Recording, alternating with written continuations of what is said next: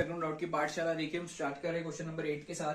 कह रहा है an AP consist of 50 terms of which third term is 12 and last term is 106। देखिए आपको कह रहे हैं एक एपी है जो कि क्वेश्चन ने बताया 50 टर्म्स का है, 50 टर्म्स का है। तो आपको ना थर्ड टर्म दे रखी है और लास्ट टर्म बताई हुई है। तो ये कोई सिंपल सा काम है, अगर हमें थर्ड टर्म दे रखी है यानी A3 हमें दे रखा है 12, लास्ट टर्म बोल रहा है अगर 50 टर्म्स है किसी एपी के अंदर तो लास्ट टर्म तो 50th टर्म ही होगी, लास्ट टर्म तो 50th टर्म ही होगी। यानी हमें A50 दे रखा है 106 और हमें निकालना है 29th टर्म।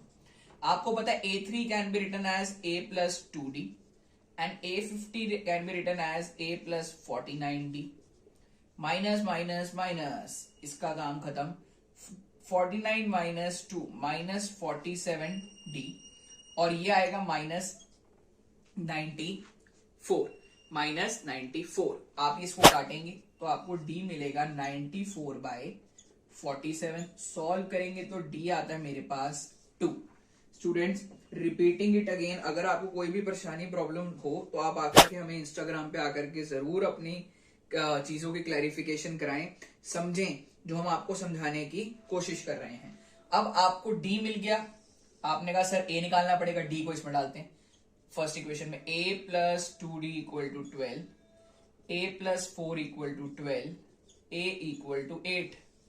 A आ गया 8, अब हम निकालना है A29 which is A plus 28D यानी 8 plus 28 इंटू 2 यानी 8 plus 56 यानी कि आपके पास A29 आता है स्टूडेंट सॉल्व करके 64।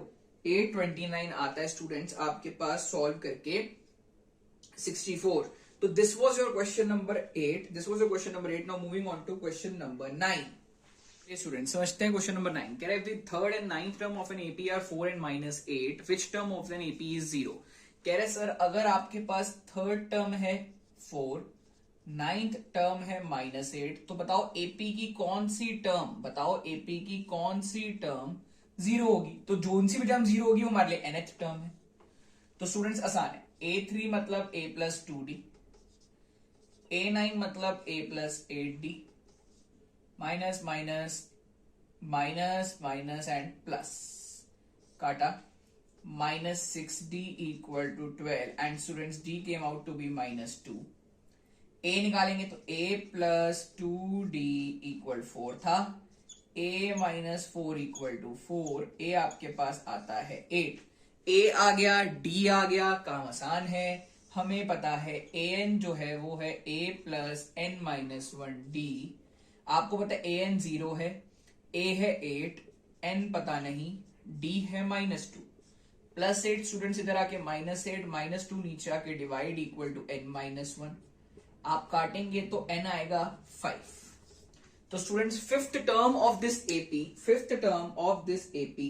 इज 0।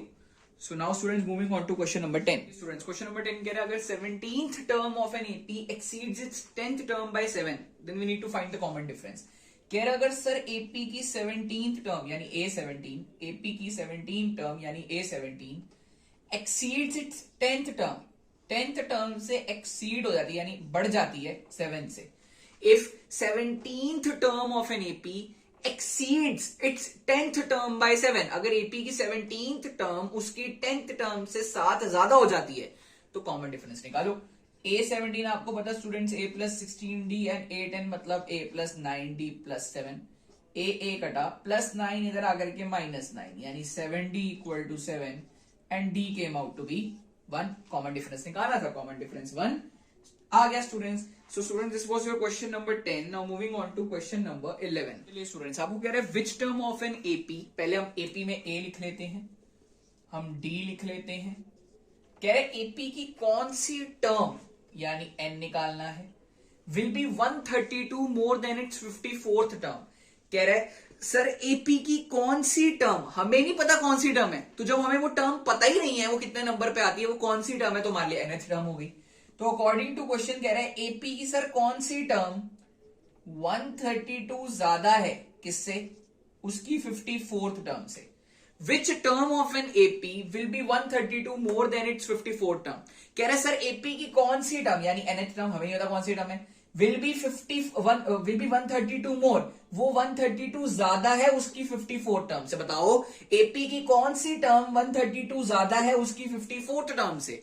तो सर an होता है a plus N minus 1d, a54 होता है a plus 53d plus 132, a कटा। स्टूडेंट्स आपको पता है कि ना हमें कॉमन डिफरेंस तो गिवन है, तो sir n minus 1 common difference है आपके पास 12 इक्वल टू 53 इंटू 12 प्लस 132। यही करेंगे स्टूडेंट्स। अब हमें ना ये याद रखना है कि सॉल्व करने का जरा तरीका जरूर देखना आप लोग। आप लोगों को क्या पता है कि sir n minus 1 equal to, जब आप इसे सॉल्व करेंगे 636 प्लस 132, अच्छा जी, और यहाँ पे 12 भी है अभी, तो n माइनस 1 इक्वल टू, आप 636 में 132 ऐड करेंगे और ये 12 मल्टीप्लाई नीचे आकर डिवाइड। तो जैसे ही आप डिवाइड करेंगे ना आपको मिलेगा, आप बोलेंगे मैम हमें मिला है n minus 1 equal to 64, n आ गया 65, यानी सर 65th टर्म जो है इस एपी की 65th term was 132 more than it's 54th term. So students this was your question number 11 and I am repeating it again. अगर आपको कहीं पे भी कोई भी प्रॉब्लम आती है हमारे इंस्टाग्राम पे आकर के हमें फॉलो करें, अपने डाउट्स क्लियर करें। Thank you students, bye bye.